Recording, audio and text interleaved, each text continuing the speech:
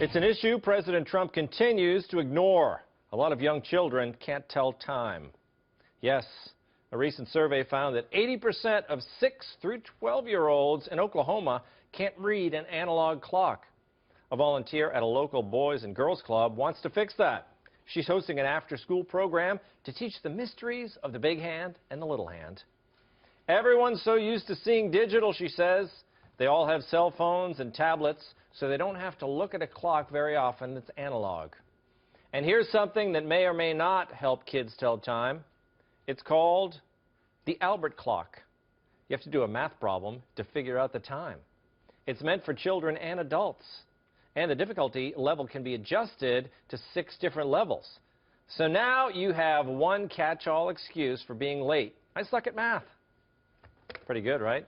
Matt Welch, what do you think? First of all, what do you think of the Albert clock? Do you see? It's a problem. You got to figure out the time every time you look at it. That's terrible. That's a nightmare. It's a step in between knowledge. I don't want any part of that. Don't you? You seem like a puzzle type of guy. Like you like to figure out.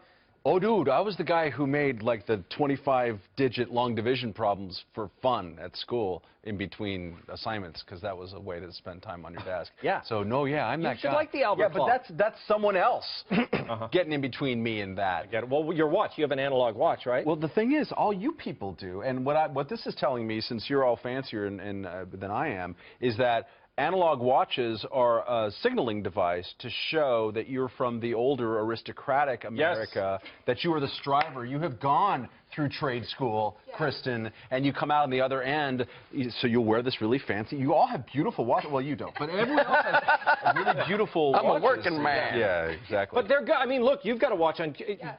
Did you didn't have to learn how to tell time on an analog clock, but you did, right, Yeah, Kristen? I did. And you know, when I first read the story, I was horrified by it, but then I kind of thought about it, and I was like, so what? You know, analog clocks are not going to exist in 20 years from now. I can't tell time using a sundial. Is that a problem? Probably not. So I don't think this is a big deal. It's all going to be technology-driven soon anyway. Wow. Unexpected answer. Paul, what do you think? Should kids know how to tell time? Well, my kids should, but everybody else's doesn't matter, right? Because these kids are building apps for the iWatch, and who cares what time it is on an analog clock? That's right. Who cares?